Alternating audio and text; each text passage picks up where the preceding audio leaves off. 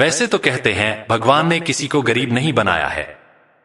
उन्होंने हर किसी को इतना दिया है कि वो अपना जीवन गुजार सकें, और अगर किसी को जरूरत से कम भी दिया है तो भगवान उसके लिए कुछ न कुछ ऐसी व्यवस्था कर ही देते हैं। उनका जीवन चलता रहता है। हम अक्सर दूसरों की अमीरी देखकर अपनी अमीरी और गरीबी का अंदाजा लगाते हैं। यदि हमारे पास 10 रुपए हों और सामने वाले के पास 100, तो हम अपनी नजरों में गरीब हो जाते हैं और सामने वाला अमीर हो जाता है। हम यह नहीं सोचते कि एक व्यक्ति कितनी मेहनत से रुपए कमाता है। 100 काम कर रहा है, उसकी जरूरतें क्या हैं? हम तो बस दूसरे की दौलत देखते हैं और अपनी राय बना लेते हैं। गौतम बुद्ध की आज की प्रेरणादायक कहानी के माध्यम से आप जानेंगे कि भगवान बुद्ध के अनुसार कौन धनवान और धनवान व्यक्ति होता है। साथ ही आप यह भी समझ जाएंगे कि गौतम बुद्ध हर व्यक्ति को अमीर क्यों कहते थे। गौतम बुद्ध की कहानी आपको बहुत प्रभावित करेगी और बुद्ध की इस प्रेरणादायक कहानी से मिली सीख आपके बहुत काम आएगी। एक बार की बात है, ऐसा हुआ। एक राज्य के राजा ने गौतम बुद्ध को कुछ दिनों के लिए अपने राज्य में आने का निमंत्रण दिया। बुद्ध ने उस राजा का निमंत्रण स्वीकार कर लिया और अपने कुछ शिष्यों के साथ उस राज्य में चले गए। राजा ने बुद्ध से मुलाकात की और उनसे कुछ दिन वहां रहकर अपने राज्य के लोगों की समस्याओं का समाधान करने और उन्हें धार्मिक मार्ग पर चलने की शिक्षा देने का अनुरोध किया। बुद्ध ने राजा की बात मान ली और इस राज्य में 3 दिनों के लिए एक धार्मिक परिषद आयोजित करने का निर्णय लिया। गौतम बुद्ध के आगमन की खबर पूरे राज्य में फैल गई और धार्मिक सभा के पहले ही दिन बहुत से लोग आए। उसी राज्य के चौराहे पर एक भिखारी बैठा रहता था। उसे भी गौतम बुद्ध के आने की खबर थी, लेकिन वह सोचने लगा कि धर्मसभा में जाकर और यहां बैठकर उसे क्या मिलेगा।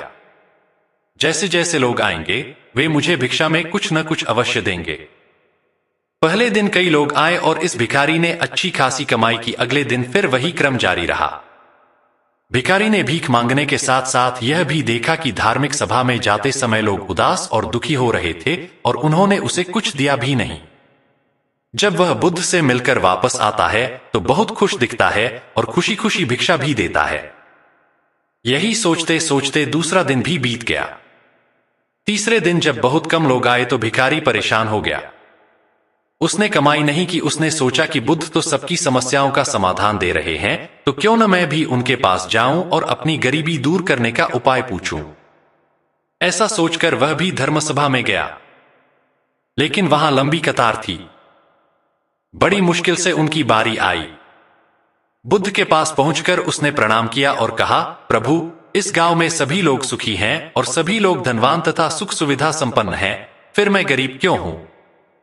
तुम गरीब हो क्योंकि तुम हमेशा दूसरों से मांगते रहते हो लेकिन कभी किसी को कुछ नहीं देते हो। भगवान बुद्ध ने उस भिखारी को देखा। आपको लगता है कि लोग तुम्हें भीख में बहुत सारा धन देंगे, लेकिन आप किसी को बदले में कुछ भी नहीं देना चाहेंगे। यह सुनकर भिखारी बड़े आश्चर्य से बोला, हे प्रभु, क्या मैं लोगों को कुछ दूंगा? मैं भीख मांगकर ही गुजारा करता हूं। मेरे पास देने को आखिर है क्या?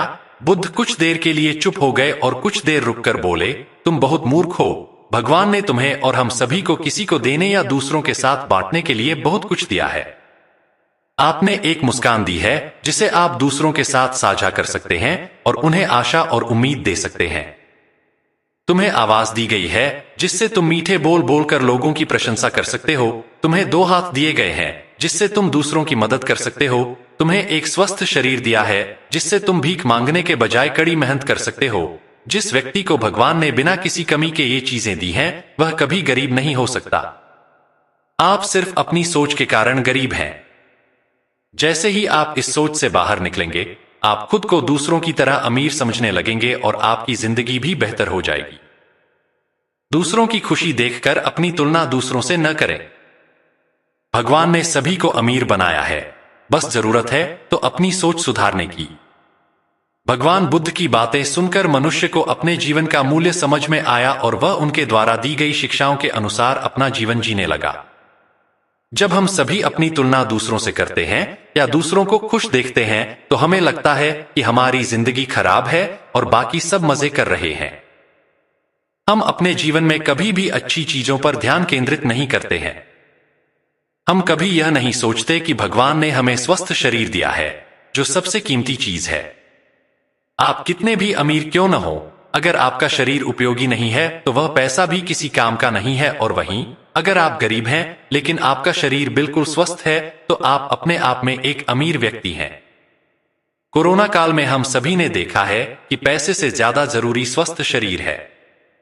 उम्मीद करता हूं आपको यह वीडियो अच्छी लगी होगी। यदि वीडियो अच्छी लगी है तो वीडियो को ज्यादा से ज्यादा लोगों को शेयर करें तथा इसी प्रकार के ज्ञान से भरी वीडियो के लिए इस चैनल को सब्सक्राइब जरूर करें। आपको अपना कीमती समय देने के लिए दिल से धन्यवाद करता हूं।